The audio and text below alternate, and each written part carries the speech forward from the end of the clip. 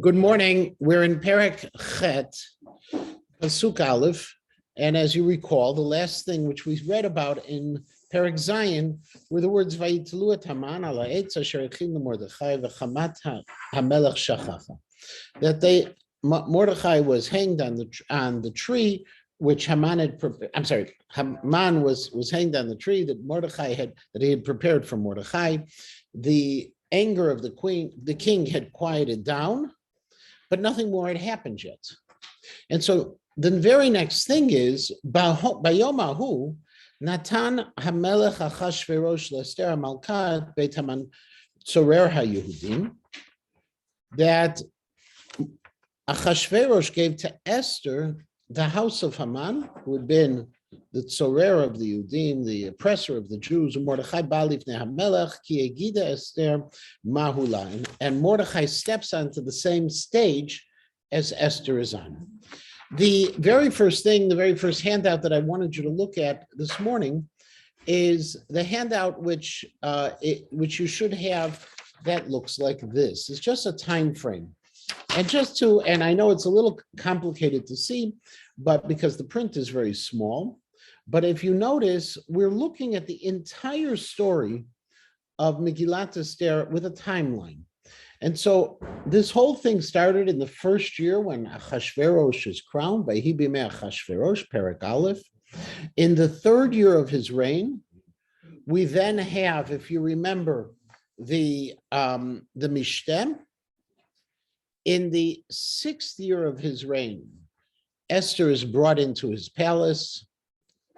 And then in the 12th, 13th year of the reign is where the story of Purim occurs. In other words, what is identified on this chart as the Shana HaGoralit. Okay, that year was when everything started to come together. Now that Shana HaGoralit, just to remind you, is a very brief period of time. We had talked about before that this was all going to be in a very short time frame. It happens real quickly, right? It happens over the course of just 3-4 days. And Haman is hung at that point after 3 days. And if you just look even at the dates here, it's a nice way of putting the chart. When you ask the typical person, after all the years of learning Megillat Esther, how long was this whole story of Haman's decree and everything else? Hopefully they know it's 1 year between Haman's decree and the battle of the Jews that ultimately establishes the holiday of Purim. But that whole initial piece is just 3-4 days, as we've talked about before. So we start out with that Bayomahu, and just to remember the Bayomahu on that day. So the question is, what is that day? Well, typically when you say that day, you're referring to what had been preceding it. The very same day that Haman was killed. And yet, we do have a little bit of a problem in the Perek, not a major one, just a little one. But if you look in Pasuk Tet, in verse 9 in the Perek, it says, Vayikru Sofrei HaMelech be'etahi b'chodesh hashlishi u'chodesh Sivan b'shlosha v'esrim bo. If you look, that it was in the 23rd of Sivan that all of them are called, that the messages go out. Now we know the story. The story is going to be in this Perek that Haman is now dead. Mordechai and Esther are going to ascend to a role of prominence. They're going to ask again, we need to protect ourselves. Can you rescind your order? I can't rescind the royal decree. I can't rescind that order, but you can put out an alternative order, all of those things. And when the order goes out, it's the 23rd day of Sivan. So the question is, what is Bayom Hahu? What is that day and that day? So the simple, most Meforshim go ahead and say, no, that's the very same day that Haman was killed. Immediately afterwards, Achashverosh goes ahead and gives Haman's house. Mordechai is revealed as being the cousin, the uncle, the something to Esther.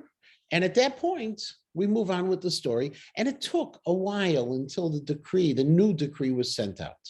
However, Moshe Chalav suggests that no, it doesn't necessarily have to be by Yom HaHu. It doesn't have to be really on that day, but rather Lav dafka b'toyom. It doesn't necessarily mean it has to be that very same day. It could have been a little bit later. At that time is the way he qualifies it. And in fact, if I say it's at that time, it could be that this next step took place a few weeks later on the 23rd day of Sivan. Which was the next step? The next step being handing over Haman's house, handing over, elevating Mordechai, having the appeal, and we'll see why that could be, but sometimes soon afterwards, either the next day or within about a month from then. The king gives the Beit Haman Sorer HaYehudim to Esther. Now, why does he give that to Esther? So the Malbim takes a very simple approach, and he says, listen, whenever there's a mored b'malchut, whenever there's a rebellion that takes place, the person who leads the rebellion loses the right to all of their property. They're killed, and all of their property are turned over to the king. It's not something that was just in the Persian Empire. It was the same thing we talked about, in fact, in the time of the kings of the Jewish people. Okay, if you remember, when we had the whole story of David and Bathsheba, we had a similar scenario, how David was able to assume all of the control of property. So it was a very common kind of thing that would take place. So Achashverosh goes ahead, and he's able to claim all of the property of Haman as a mored b'malchut. But really, says the Malbim, he wasn't a mored b'melech, he wasn't a rebellious person against the king, he was a mored b'malka, against the queen. And so by law, the property goes over to the queen. That's the position of the Malbim. The Ralbag actually says, no, there's no such thing as the property goes over to the queen. Property goes to the king. But why is he giving it to Esther then? And his point of giving it to Esther is to make a statement. His statement is, I love the Jews. I love the Jews. Look what I'm doing. I'm going to really do a nahafochu. I'm really going to turn things on its end by handing over even Haman's property, everything that Haman had, to the Jews. You'll see how strongly I am. Now, interestingly, Yoni Grossman, in his books on this, he has a number of pieces on this. He says, really, what he is trying to do is Achashverosh killed Haman because Haman was a mored. Haman said, Achashverosh said, Hagam lichbosh et hamalkayim mi babayit. Achashverosh claimed that he was trying to either kill or rape Esther in her own house. So it was a crime against Achashverosh. Nevertheless, what he's trying to do is he's trying to reframe this battle. It's not a battle between Achashverosh and the followers of Haman. It's a battle that's going to take place against the Jews and the followers of Haman. Politically, it's a brilliant move because it sort of removes Achashverosh a step away. Let's say the Jews are not successful. So what Achashverosh says, listen, you two people, you have a fight it out. Whoever comes out ahead, I'll be with you. Okay, I'm giving you permission. And as a result, Achashverosh kind of steps back, and that's why he gives it. He says, it's almost like the hot potato. Who's going to end up with Haman's house? Achashverosh says, you have it. I protect you. I was able to kill him. His plan, he had a devious plan against me because he was trying to do something to my queen. No one can say anything different about that. But now what's going to happen is between the Jews and between the followers of Haman. Now, when it says Beit Haman, Rashi says very clearly that this doesn't mean just the physical structures of the house, but it really refers to the entire family and everyone else. All of the people and all of the property of Haman became Esther's property.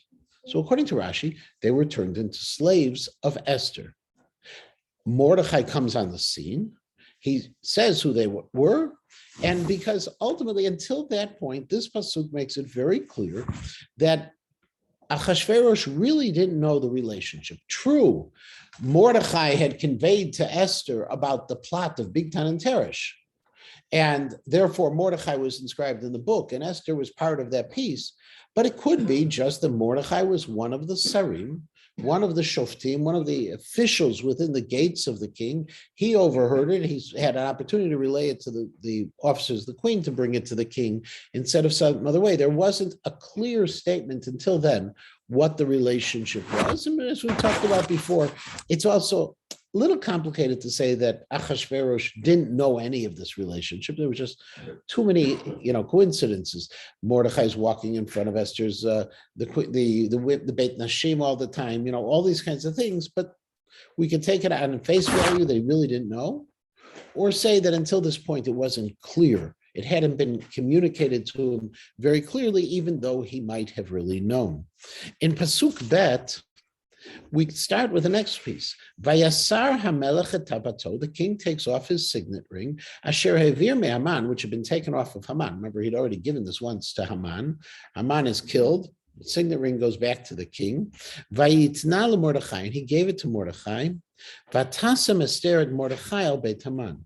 And Esther puts Mordechai over the household of Haman. So we now have the pass.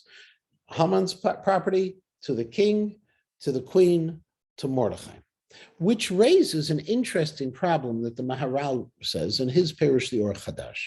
And he says, wait a second, giving Mordechai to be responsible for Haman's property and household and everything, shouldn't that have been in the previous Pasuk?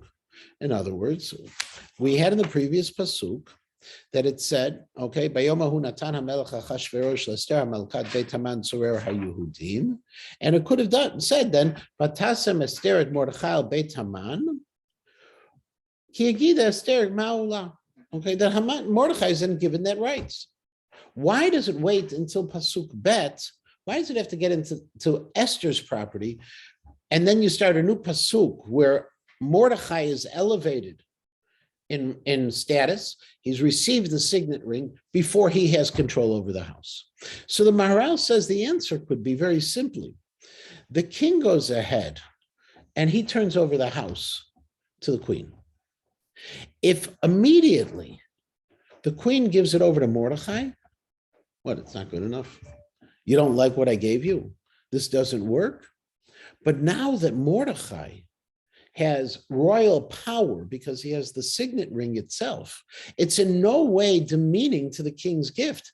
It's actually a step up. Esther can't make decrees, can't seal decrees. Mordechai can. Mordechai is the equivalent of a Mishneh L'Melech. So Esther giving this over to Mordechai to take control of is in no way diminishing what the king had done. Had it happened before, we have a situation where happening before, we don't really know how the king would have responded to it. And with this, if you notice in the Masoretic text, there's a new paragraph. In other words, these two psukim are really a piece that describes the absolute downfall and the elevation, downfall of Haman and the elevation of Mordechai and Esther. It's two psukim that make it very clear to all. But yeah. Well, giving the ring is a very, very extreme thing.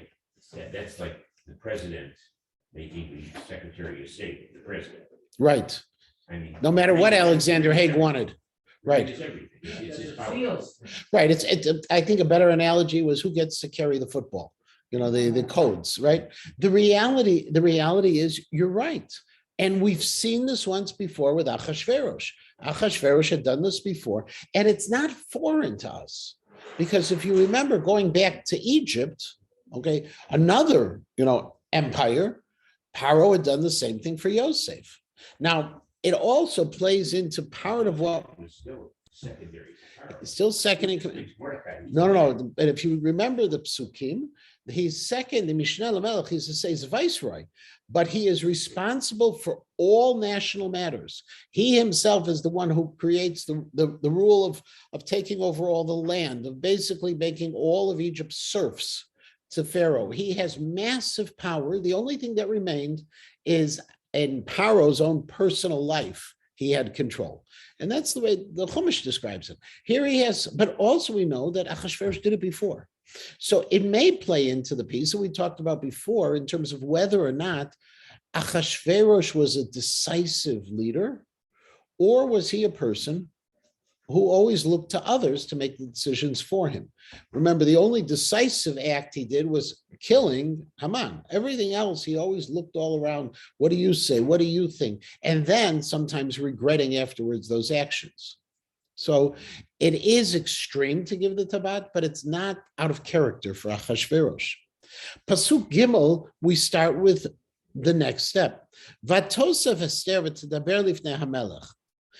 Esther now goes back. Now, the terminology Vatosef here is an interesting terminology. It means she spoke one more time. Now, why is she speaking one more time? Because ultimately she made two requests of Achashverosh. The first was, Haman's trying to kill me. But the second was, my nation, my people, Amiba Bakashati. I'm looking to save my people. And that hadn't been resolved. So the Ibn Ezra says that since he hadn't answered her second part, she comes back at it a second time. Now, the Malbim goes ahead and he says that at the point, she doesn't immediately hit him on it, okay, but rather she waits until this transfer of all of Haman's things, not because she wanted Haman's things, but she needed a little bit of space before she comes back at him. You can't go ahead and just say, King, what about the other thing? Yeah, Barry. She went to the wrong guy. She should have gone to Mordechai. He had the ring. He's the only one who could make it. Well, that, by the way, is what Achashverosh is going to tell her, right? Achashverosh is going to take that response. Now, all of this is really going back to the original statement. Because if you remember, Mordechai back in Perek Dalet said, that she has to request about her nation. She didn't do what he wanted to do. But the problem now again goes back to the problem of timing. Now, remember, there's two possibilities where all this is happening. Immediately after Haman is killed, or by the 23rd day of Sivan. Haman is killed, if you remember, it's in Nisan, right? It's Pesach. By the first day of Chol Hamoed, second day Yontif, it's Pesach, or second day. Well, they would have had second day also. It's the middle of Pesach, middle of Nisan, ER Sivan. So we got a couple of months down the road, right? So is it immediately or is it a couple of months later? Now, based. Wait, question. Sorry. If Mordechai has the ring, why did she even bother Achashverosh? So that was Barry made that similar question. I'm sorry I didn't repeat it. The reason we're going to see is that, by the way, that is Achashverosh's response. You got the ring. You can do it. Right. So I'm saying why she knows this. But the reality is she needs the king. Remember, no matter what he's going to put out, ultimately what Haman put out was from the king. And she's in a position where she needs to be able to have what she's hoping for, remember, is to rescind his orders. To rescind his orders with all the signet rings in the world, you can't say the king has withdrawn unless if the king has withdrawn his order. Okay, so she needs that and she wants that. But the question still is, when is it happening? Now, one of the issues on this, when is it happening? The Ralbag says, I have a problem. And my problem is the king goes ahead and does something extraordinary. Not everything I wanted, but does something extraordinary. You don't go back to the king and say, excuse me, I asked for everything and you only gave me a lot. It's not the normal approach. And so as a result, according to the Ralbag, this is taking place later, this approach. That the immediate may have been handing over the household of Haman. But now we're already later. Now we're in Sivan. A month or two has already passed. The Maharal says, remember that ultimately there's another problem here. That if they're going to ask to rescind the orders, it doesn't work. Because if an order goes out and 3 days later, all of a sudden the order is rescinded, two things can happen. One is it can appear like the king's an idiot. Oops. You make an oops statement immediately. It means you didn't think things through. That's the Maharal. The Maharal says you got to wait a little bit before you start changing ideas. But the Vilna Gaon says even something different. He says, you got to wait for a different reason. You have to go ahead and make sure that the people who've delivered these orders are back in Shushan so that you can send the same people back. Otherwise, you have the crossing of emails. What's happening is if 3 days later, another set of runners go out, we rescind the orders. The people who receive the orders can say, wait a second, how do I know you're real? I got these guys. But if you send out the same people, then you see already there's an element of substantiation to what's going on. So it would seem to be, not that everyone agrees immediately, but it would seem to be that these orders were being sent significantly after Haman had been killed, a month or two after Haman was killed. The 23rd day of Sivan. When the order went out to kill the Jews, why did they start killing the Jews? Because the order was to kill him in 11 months. Oh. Wait, that you have to wait for that day. So you don't kill him right away. And this was, remember, when you go back to that original order, by the way, you have to get people used to the idea of genocide. Killing their neighbors. Right. We've seen this, unfortunately, we've seen this in modern times. You can't just go ahead and say, one day you take a highly cultured society and tomorrow kill them all. Okay, it's got to be done slowly. In fact, that was part of the basis of saying that maybe the direct order of the genocide wasn't delivered, but rather just be ready. Yeah. I just think it's really interesting. We're on Pasuk Gimel, right? Yeah. Just checking. In Pasuk Aleph, it identifies Haman as Tzover HaYehudim, leaves out Agagi. Right. The opposite happens in Pasuk Gimel. He's identified as Haman HaAgagi and not Tzover HaYehudim. Well, remember who's speaking. Right. Because in Pasuk Aleph, for those online, Yafa points out the way we identify Haman. In the beginning, Haman is called the Tzorer HaYehudim, our enemy. When he's going to be described in Pasuk Gimel, which we didn't even get all the way to that point, they're talking about Haman HaAgagi, the descendant of Agag, which is because here Esther is saying this is a nation, okay, a foreign nation, HaAgagi, that's number one. Number two, he goes ahead, and this is a person who always wanted to kill us. There's all sorts of ways you can see a difference besides saying, oh, he's the guy who hated the Jews. By calling him the Agagi, you're making it more intense, this request that she's been doing. I was thinking actually that she didn't want to accuse the king of openly hating the Jews. It could be. And that's why she limited it to like the Agagite, someone other than you, and he doesn't share any of your hatred. I think that's very good on that. I think. But the opening identification of Haman in the. Because that's our opening. That all comes together. Right. Here he's separated. But Tosef Esther to the Ber Lifnei HaMelech. So she goes ahead and she speaks to the king. Vatipol Lifnei Raglav, and she falls down in front of him. Now Vatef, and she cries. Vatchanen lo lahavir et ra'at Haman HaAgagi vet machashavto asher chashav al Yehudim. She's crying. She's pleading with him to remove the evil of Haman the Agagi and all of his plans, which he planned to do against the Jews. Now, again, when you look at this pasuk, it's very, very dramatic. The question is, do we need such drama here? But Esther's no dummy. Esther has to present this in a very dramatic fashion. Ultimately, without presenting it with this drama, she has removed, remember, she had a drama from, let's assume 2 months earlier, the drama of the 2 banquets. All the tension and the suspicion that was aroused by those 2 banquets.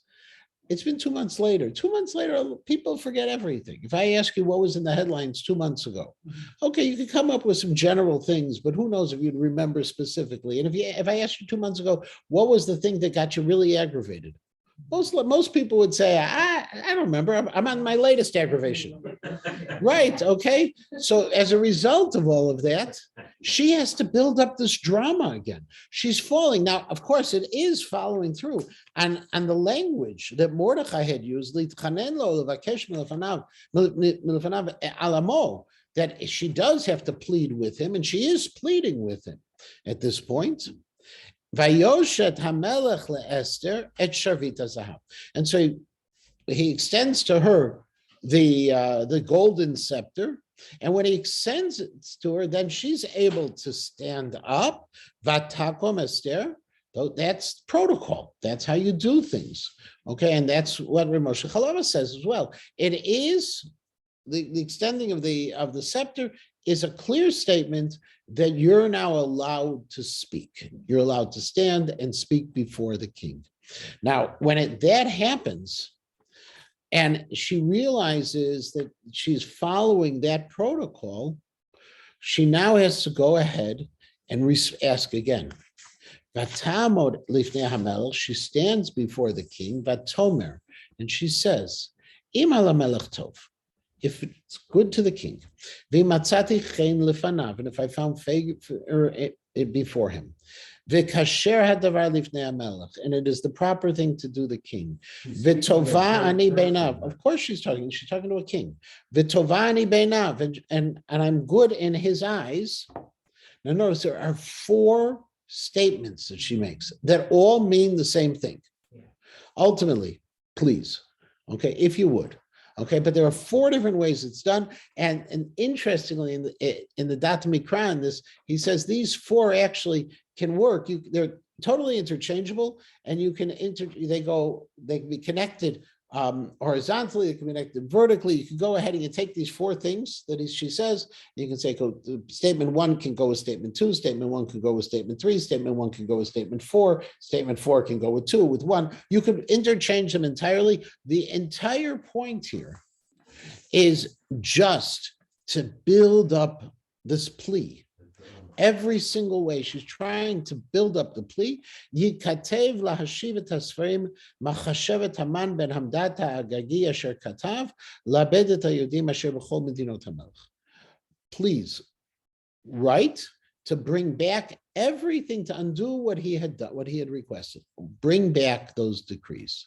What Haman had said, Yikatev la'abdam, bring it back lahashiv.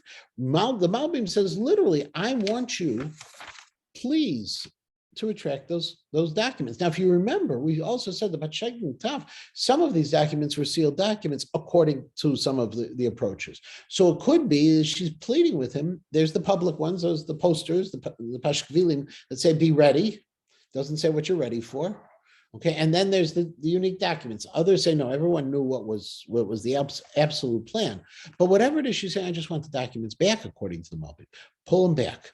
However, the problem we have obviously is what the king is going to say, and we know that, or first Esther,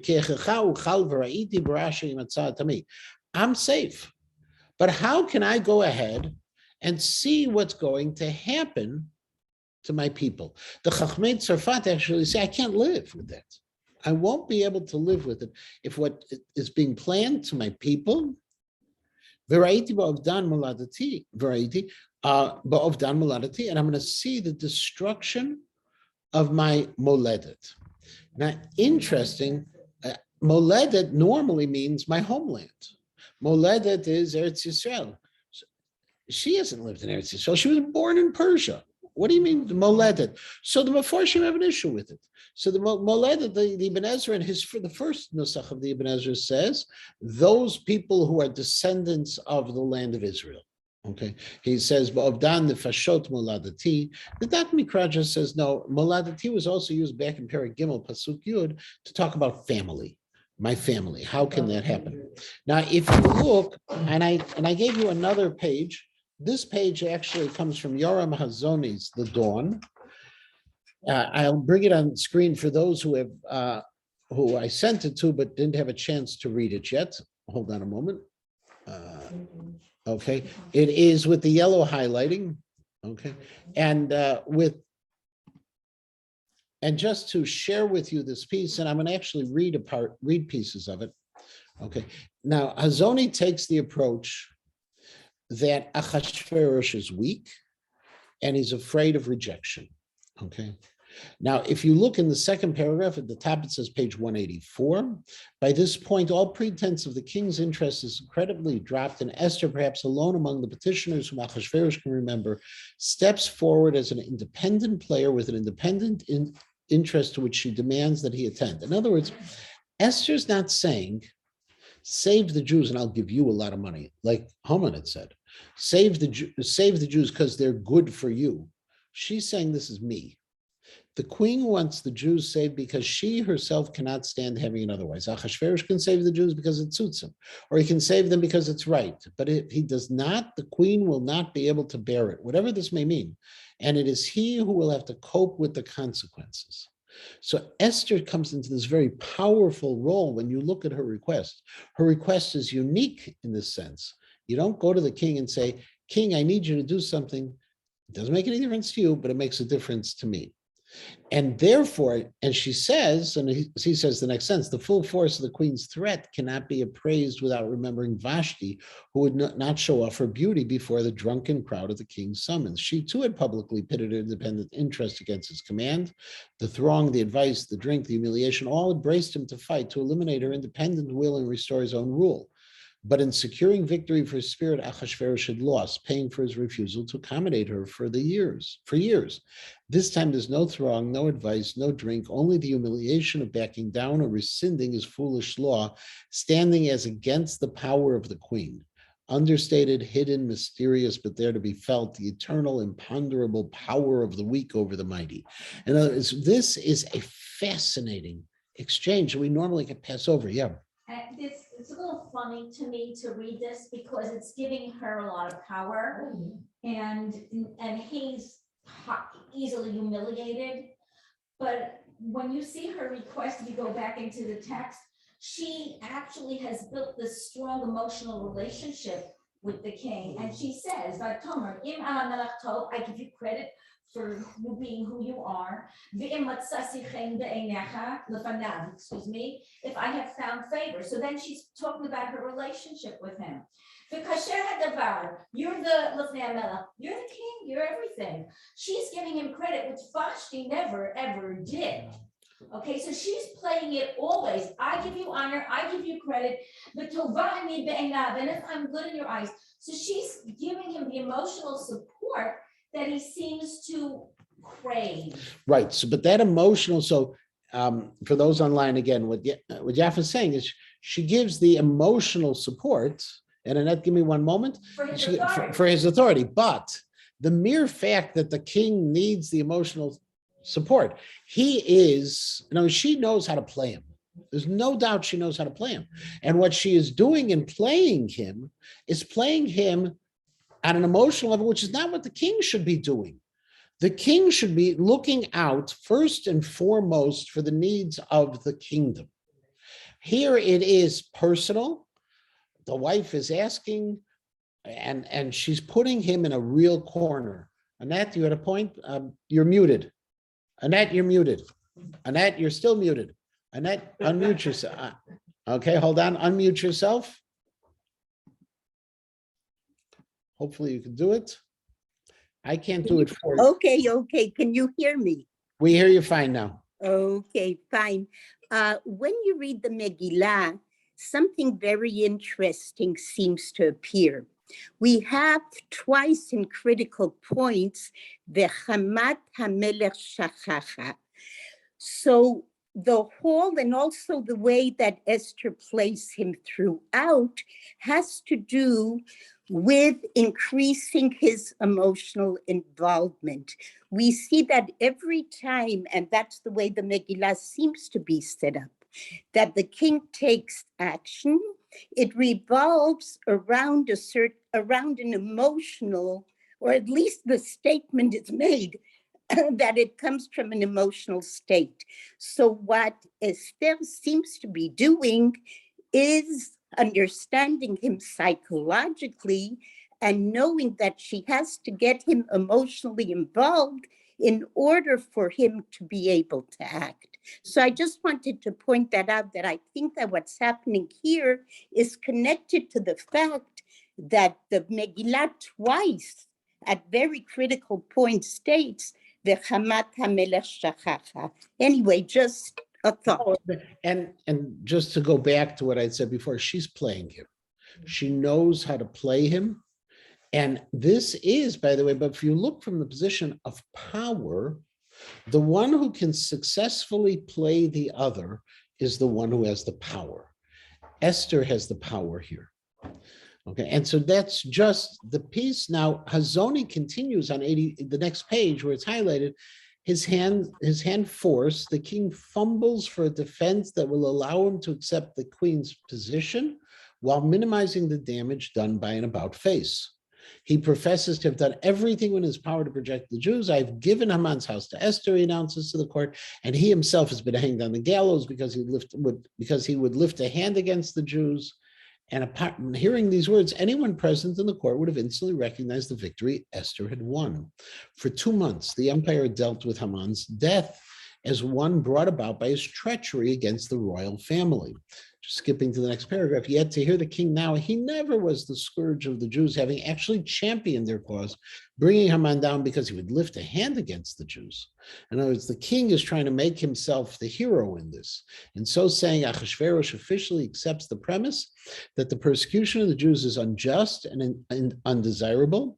The extermination order itself is still on the books, he implies, not through any fault of his own, but only because an edict written in the king's name and sealed with the king's ring can't be revoked. It's not he, but the law of the land which stands in the way of saving the Jews. So Achashverosh saves himself. And then at the end of on the second side of this thing, also we compare it to Charvona, who also has played both sides of the coin. One time putting the king in a real mess because of Vashti, and now being the one who recommended that we kill Haman. So what you have is this fascinating piece, this power play, which we often don't notice here.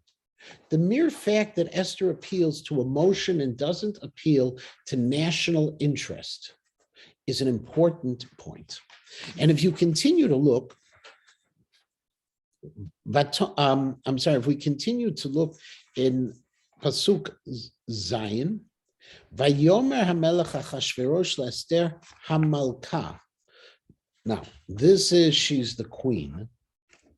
Ulemordechai HaYehudi, which is fascinating, that he is Mordechai HaYehudi. Now, why is Mordechai Yehudi? I think because here, the Jews are on the top of the world. There's no problem calling it that. There was when Haman referred to him as Mordechai Yehudi, he's the nemesis. Here, Mordechai Yehudi, the king is saying, I love the Jews. Hine beit Haman natati l'Esther. I gave the house to Esther. Voto talu ala eish, and he was ala eitz, and he was hanged on the tree. Ala sher shalach yado v'ayudim. Because why? Because he tried to kill the Jews. Yeah, Yafa. So I have a problem with Mordechai HaYehudi. Yeah. Where did he show up from? Mordechai HaYehudi. There's some interval here. No.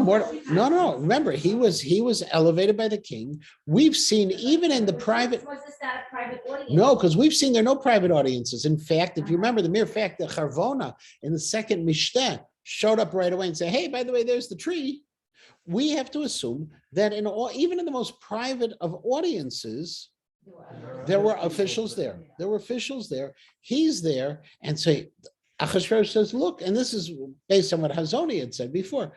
Look at this. What do you want from me? I did everything already. I gave you everything.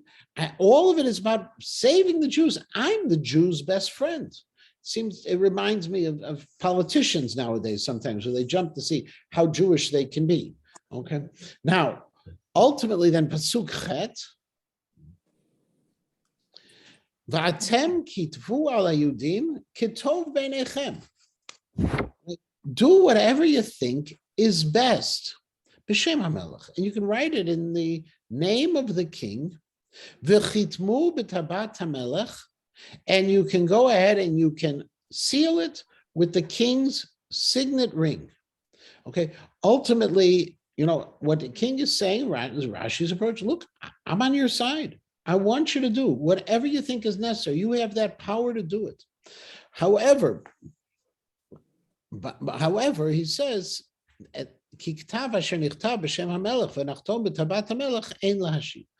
in a bit of a bind. I can't retract the statement, but you come up with the idea. I agree with you.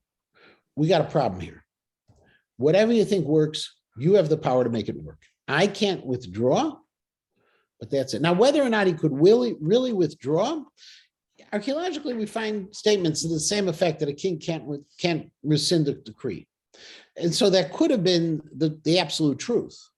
At the very same time, it's an excuse, because this is the weak king who doesn't know what he wants to do, who's afraid of what the outcome could be, and he's avoiding a decision by just saying, I really want to help you, but I really can't. But if you can come up with something that works, do it. Esther agreed. Huh? Esther agreed because she didn't say in her, when Mordecai and Esther made the edict, they didn't say rescind. Right. They said defend. Well, they said they can't because he says I can't rescind. Okay, but she could have disagreed. That's nice, Just but like you got to have it in the name of the king. And if it was protocol that you can't rescind, right? So he's saying here are the rules of the game. You can do whatever you want, but you can't do this. Except rescind would have been a lot better. I'd rather that somebody said, "Don't kill me," than see where you could defend yourself. But he says the rules of the game are you can't go ahead and do that. He said. That's what he said. was wrong. But apparently that's, when he gives you the ring, he gives you the ring with certain conditions. Okay. Those things that I don't care about, do whatever you want to do.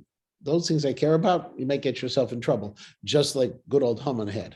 Yeah, Yafa. Just this characterization of him as a weak king over 120 provinces, 7 provinces. So how are you weak when you rule over 127 provinces? And you hold the fate of everybody in the palm of your hand. You were talking about weak emotionality, but there's something about him that allowed him as a usurper to become the king and conquer all those 127 provinces. Well, one, he may not have conquered the provinces. He may have inherited the provinces. He did have conquests. We know that the third year he came back from a major conquest. We know that there it is. But remember, there's that ongoing tension, as the Medrash says in the Gemara, whether he's a Melech Tipesh, whether he's a Melech Pikach, whether he's foolish, whether he's very wise.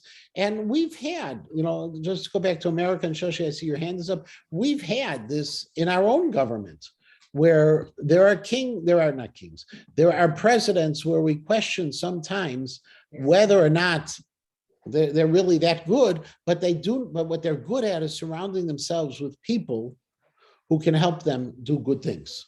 Okay. By the way, I'm a big believer that in democracies, you don't rise to the top of the heap unless if you're a bright fellow. It's, unless if you're bright. All the times we make fun of all the people on how they are not too smart. Never assume they're not smart. Assume they're very smart. And maybe the way they present themselves is differently. Shoshi. I agree with you. Okay. Yeah. We can move on now. Well, my point is like this. So I'm really stuck because back in the last parak, when Esther's falling down to Achashverosh and explaining, oh, I'm a Jew, whatever, but she always talks about her nation.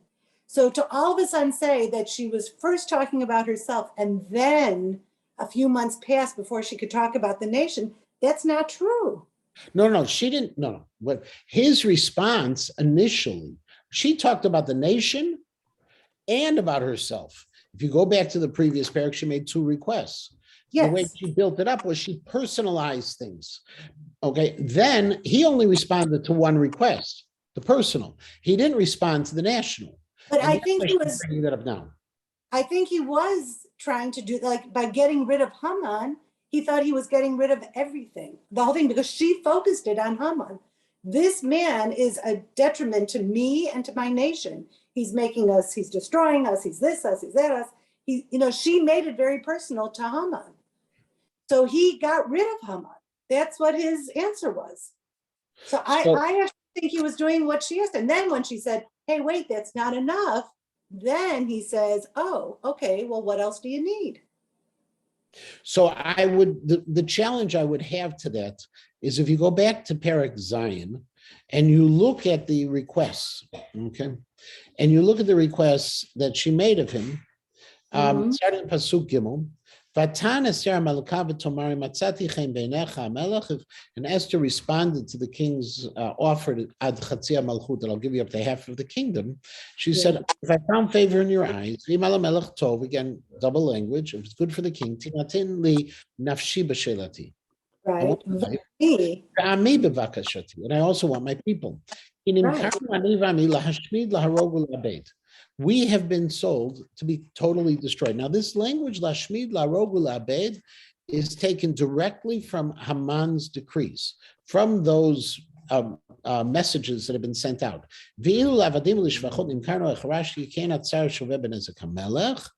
And then the king said, who did such a thing?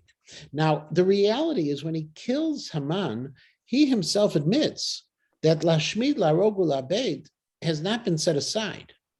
So I think what the way I have read the Meforshim, and there may be, and I'm sure there are more to it and more that I have not learned, but the way I understand this is the king does one thing. He solves the immediate problem that's in front of him. That immediate problem is exacerbated or emphasized when he catches Haman falling on Esther's bed. He knocks out Haman.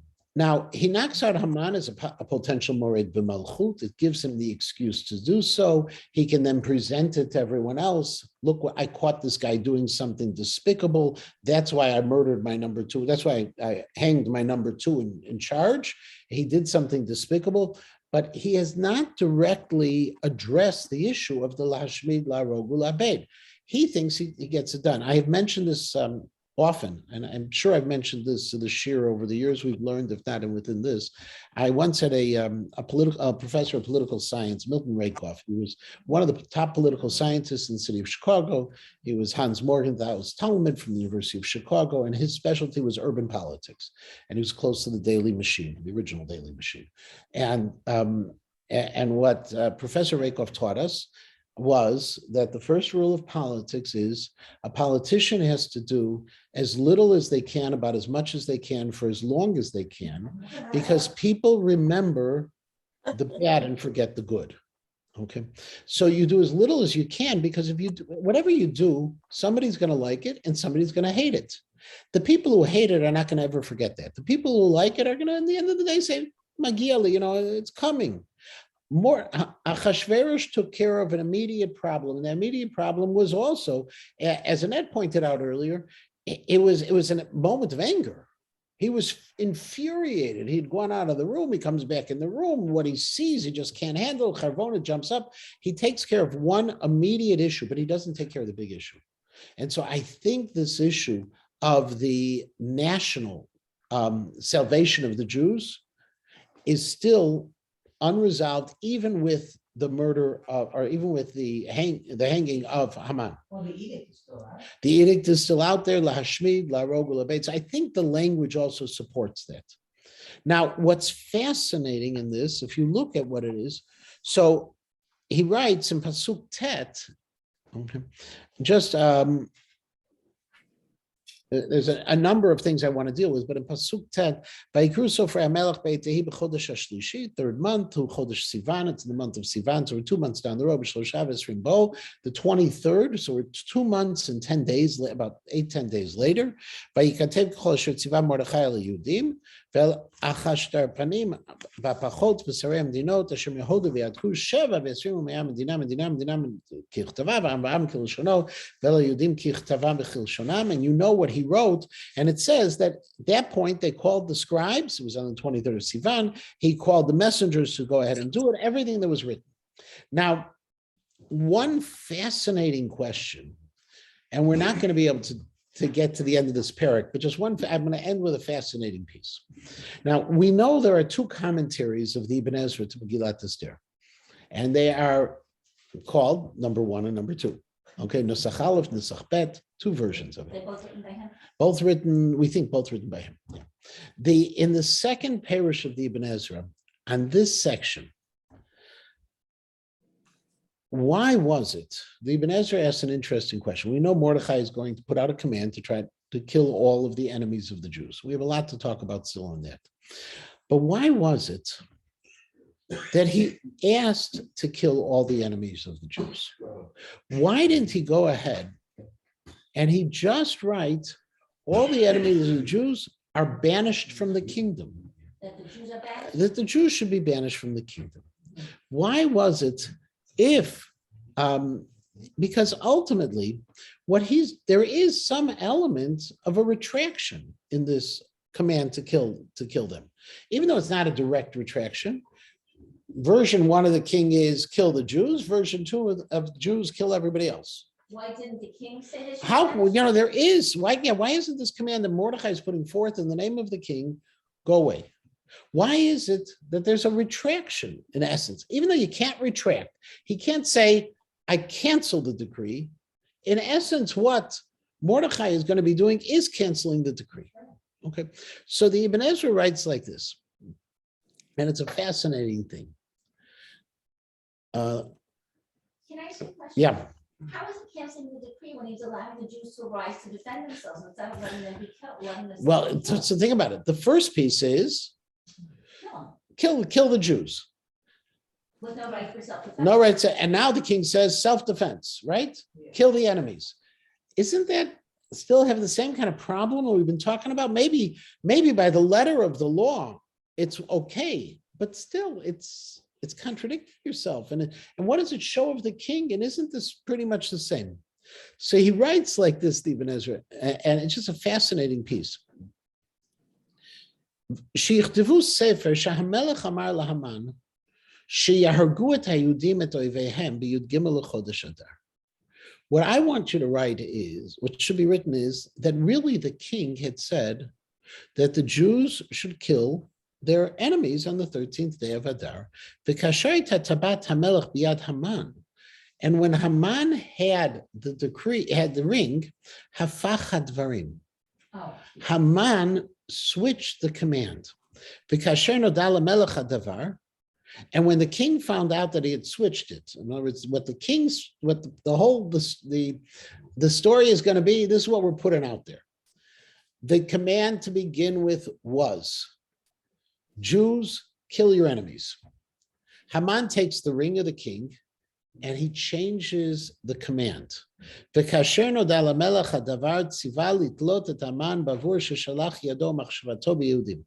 when the king found out that Haman switched things around and took what was supposed to be for the Jews' benefit to their detriment, the king, as soon as he found this out, hanged Haman.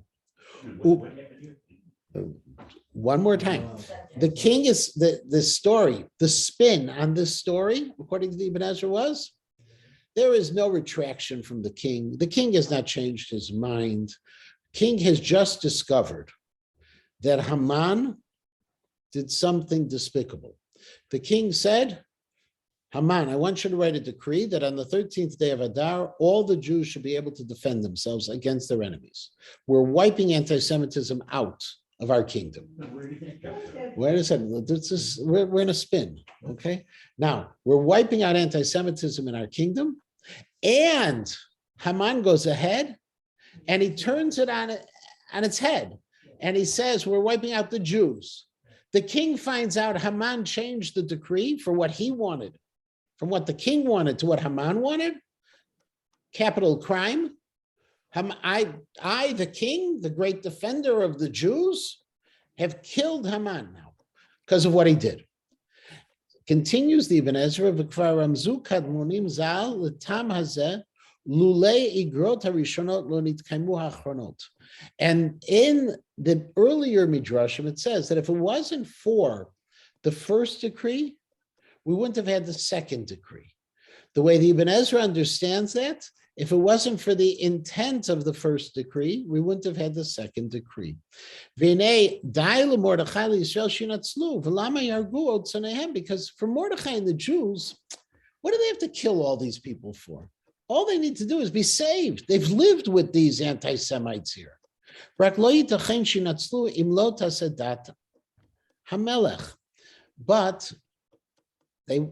want to fulfill the word of the king. So what the king is going to spin, according to Ibn Ezra, is a fascinating approach.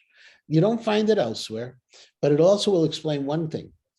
The spin is, why are the Jews killing everybody? Now, some people say, oh, Amalek, we're destroying Amalek. Was everybody Amalek at that point? Haman, we want to say, Haman is Amalek. We don't know what it is. We don't know what they are, these other people. But according to the Ibn Ezra, the Jews are put in a position where they have to kill the others because this is fulfilling the king's spin on history. And it makes the king be consistent. I always loved the Jews. I never was going to kill the Jews, not from the beginning, not to the end. Haman switched everything around on me. By the way, it's the Ibn Ezra, don't look at me. But I never switched anything on me, and everything is wonderful. It's not in the book. Okay, I understand that you probably need a little more further. I guess, but how could you take words? Okay, I mean, 1 and 1 is 2.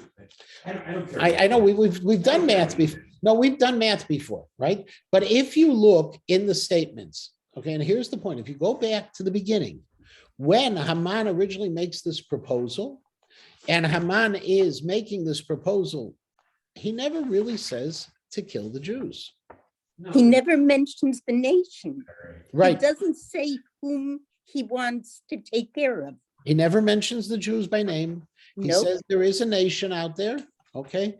And he ultimately said, and it's only, and we've talked about this before as well, that ultimately when he presents it to him, and this goes back to Perek Gimel, and you go look in Pasuk Chet and Perek Gimel, Yesh vayomer Haman lemelech Achashverosh, yeshno am echad mefuzar mefurah ben amim. There's this one nation split, divided among the peoples. Chol mino machutecha, and your entire monarchy. V'dateim shono mikol am, v'datei hamelech einam osim. They have different rules. They don't listen to you. V'melech ein shovel anicham. There's no basis to leave them alone. Im al hamelech tov yikatev la'abdam. Just get rid of them. Now, Abdam could be banishing him. It's worth the money for it as well. And then, fine, do it. That's Pasuk Yud Aleph. Then Haman is the one who introduces Lashmid Larogul Abed later on. So it can follow that approach that Achashverosh was not aware.